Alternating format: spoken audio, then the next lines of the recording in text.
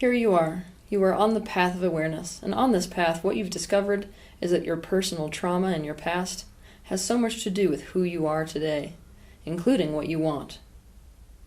What you've experienced is that if you become aware of this trauma and that you create resolve around it, you change. This also means what you desire changes. And it's here that you make a critical mistake.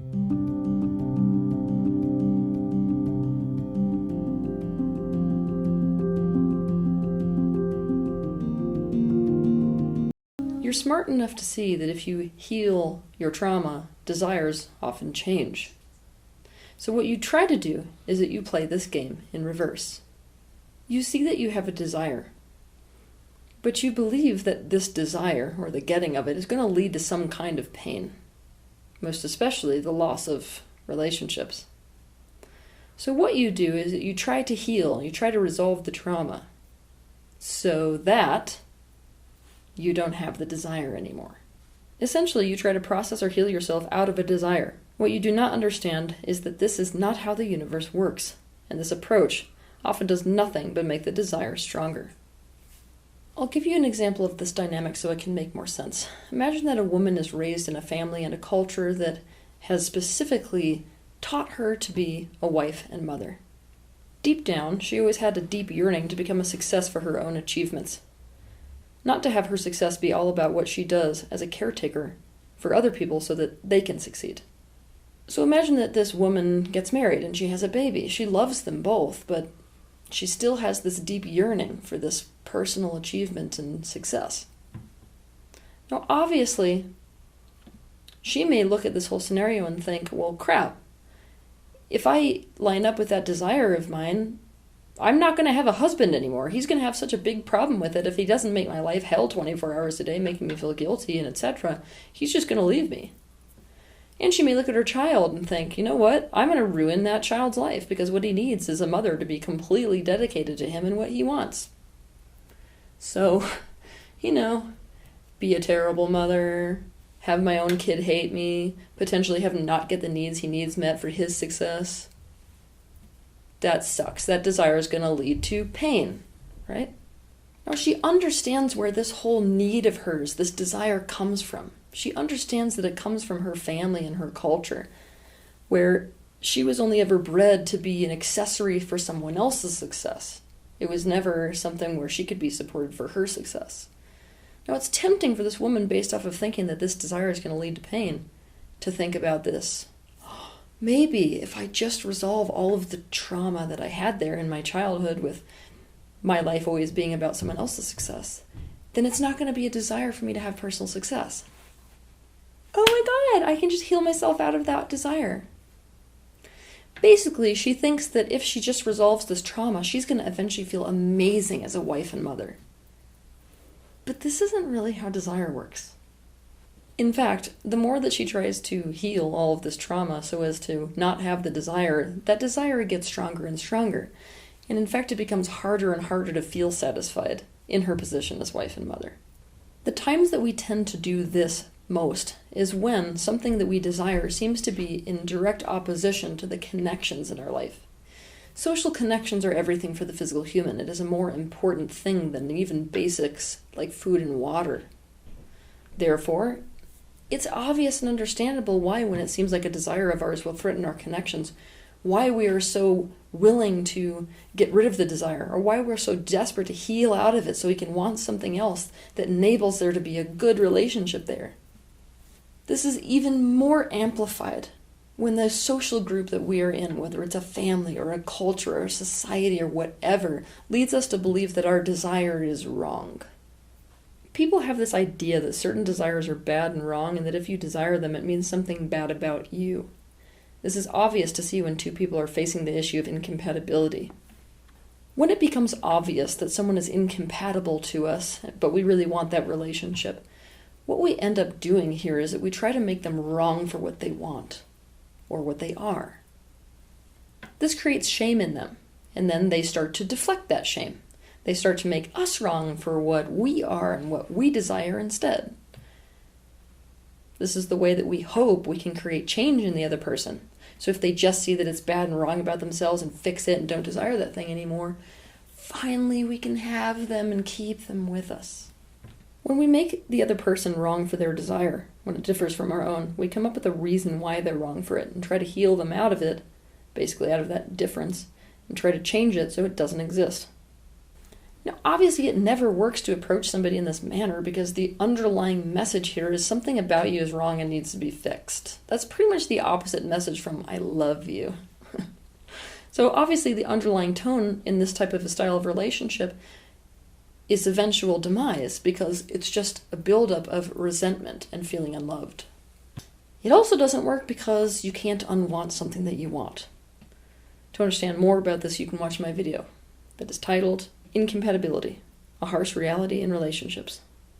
Something that I'm very interested in having people accept is that you currently live in a time-space reality of contrast, otherwise known as polarities. What you desire is always going to be the byproduct of experiencing something unwanted. Sounds a lot like trauma. Both personal expansion and the expansion of this universe is occurring as the result of desire. This means that you have to accept that desire always comes from the unwanted experience. At this point in our evolution, desire comes from trauma specifically. There isn't such a thing as a good desire and a bad desire. Anytime we judge a desire as bad and wrong, we really need to question this judgment and consciously look deeper into understanding the desire itself, as well as our resistance to it. Where people are accurately feeling a discrepancy relative to desire is relative to people who actually want something different than what they think they want. Let me explain. For one man, he could want to be a multimillionaire because he wants that feeling of being financially free and that specific feeling of abundance that comes with knowing that he is the one that created that stream of income. For this man, being wealthy and therefore working for it in this way is his true desire. For another man, if he asks himself why he wants to be a multimillionaire, it is so that he can have women be interested in him because he wants a relationship so badly. Why does he want a relationship so badly? Because he's lonely and therefore wants connection and wants to be wanted. It is obvious then that he is not taking the direct route to getting what he really wants. He's finding a back road to get it in a roundabout way. Trying to make money will not feel good to him because it is a means to an end. If he accepted his true desire, he would probably go about getting it in a different way. His thoughts, words, and actions would change to be more in alignment with his actual desires. As a result of being more in alignment in this way, he will feel happier and achieve his desires faster. Keep in mind that people want things for mixed reasons sometimes, and that's okay. For example, in this previous scenario, a man could want to be a multimillionaire because he wants that feeling of being financially free and knowing that that stream of abundance has come through him and what he's creating, and also he really wants a relationship with deep connection. If this is the case, it's going to be perfectly in alignment and feel good for him to work towards being a multimillionaire. And at the same time, he's going to be prioritizing having close relationships with people. When problems arise is when we convince ourselves we want something we don't want. Problems arise when what we are doing is just a means to an end or a strategy that we're using to get to what we really want. To understand this concept in depth, watch my video titled, If You Want to Be Happy, Don't Do This. Speaking of mixed reasons for wanting things, most strong desires are actually the result of mixed reasons for wanting that desire. Let me explain. Oh yeah, and by the way, we tend to judge certain reasons that we want something as shadowy. Somebody who considers themselves to be a healer may have the reasoning for being a healer that they love the feeling of watching someone feel better than they do already. Another reason might be that in making someone aware, you actually make yourself safer. Maybe in this person's childhood, they experienced someone's lack of awareness and unattunement to be the reason they got hurt over and over again. So if they can just make people as aware as possible and heal them from all of their trauma, they can finally be safe in the world. That's a really common pattern, by the way, that you'll see in healers. Notice your tendency to make this wrong because of where it comes from. The desire isn't wrong. It simply suggests that where the focus needs to be is on what can be done to feel safe in social situations. When a person looks at this as a reason behind why they are desiring to heal people, right? Maybe they'll discover that the real problem, being feeling safe socially, means doing something completely different and direct. Maybe it actually does mean making people more aware and helping them to heal so that this world is safer. Maybe that's the empowering step. What really makes somebody safe in terms of their reasonings for a desire is if they're conscious of them. It's a very different thing when someone's conscious of the fact that one of their motives for healing is so that they can try to make the world safer to live in for themselves, than for somebody who subconsciously has that motive but just keeps telling you, I just love helping people. I just love it. At this point, again, it's important to correct some of the vernacular that is making there be a confusion here. In the consciousness community, the word shadow is used for two different things. Shadow, something someone's unaware of. That's the first thing. Second, shadow, something that's bad or wrong or out of alignment about someone. If I had my way, as you guys know from previous episodes, I really wish we could change this vernacular because it's creating a lot of confusion.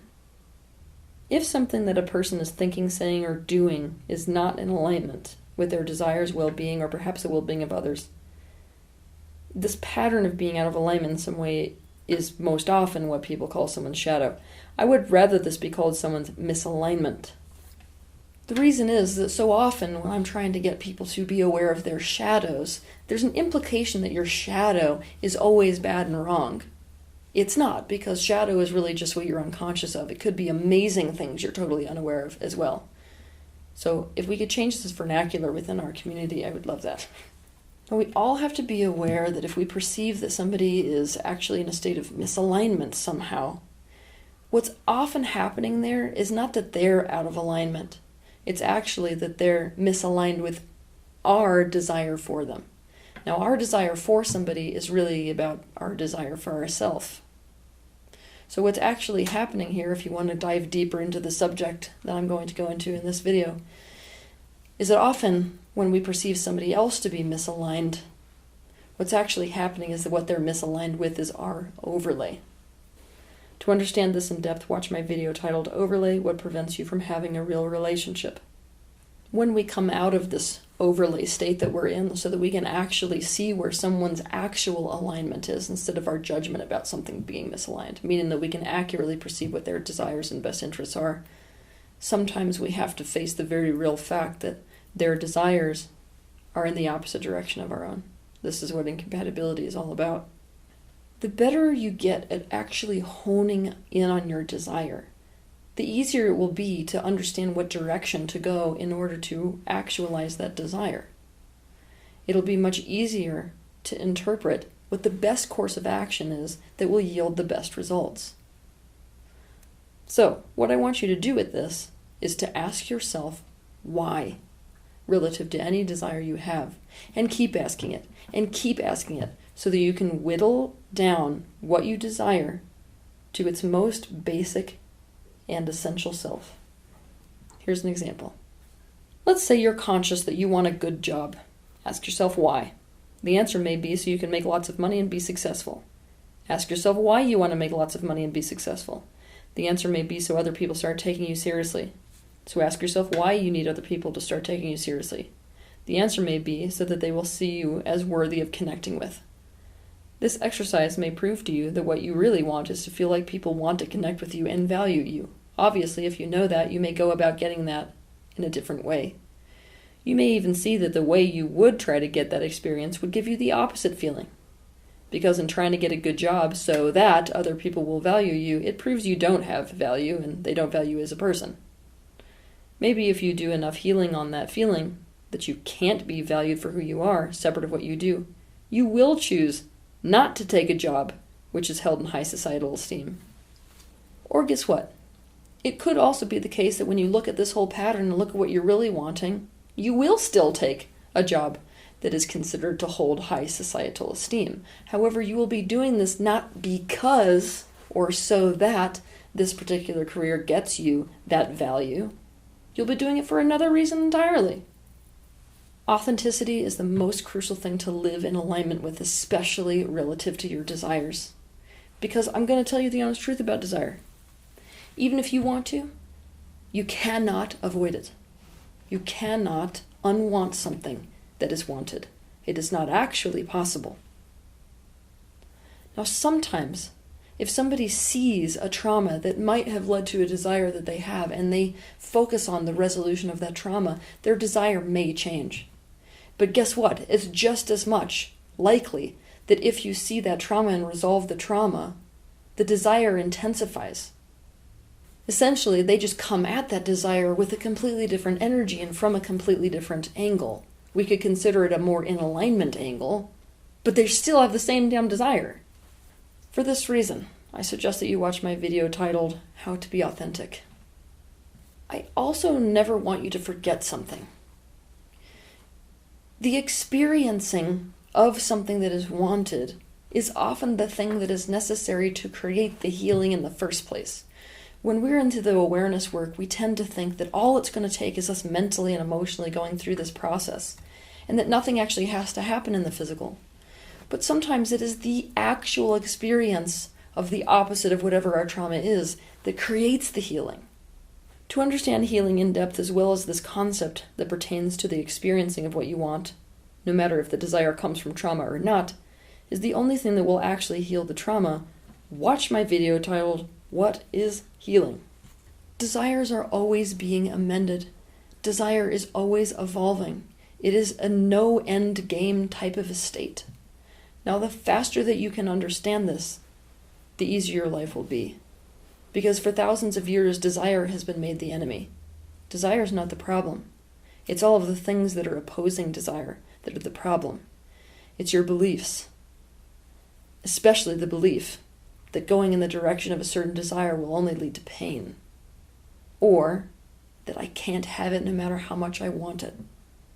You will never find a sweet spot in life where you have achieved everything you ever wanted and therefore you feel awesome all the time and desire nothing else. The reason you want that end state is because you associate pain with wanting. What if the only way to not be in pain relative to wanting is to release your resistance to wanting in general and to the things you're wanting? You have one option in this universe. It is to line up with what is wanted. Some people try to get around this by wanting what is. That's okay if it's genuinely all you want. But the sooner that you will just understand and accept that wanting is never going to end, and that the minute you achieve something, you will want something else. And the more you resolve your resistance to what you want so you can line up with it and quickly, the less pain you will feel around wanting. It may be the case that when we discover a trauma and work to resolve that trauma, that our desires change, but we have no idea if they're going to change, or what they're going to change into. All that will happen as a result of healing is that we will become more authentic to who we really are and what we really want. For this reason, and even though it's a terrifying thing to accept, you cannot process and heal yourself out of a desire. You cannot heal yourself so that you don't have a specific desire. You can't heal someone else so that they don't have a specific desire. Because this is not healing at all. What this is resisting a desire. Have a good week.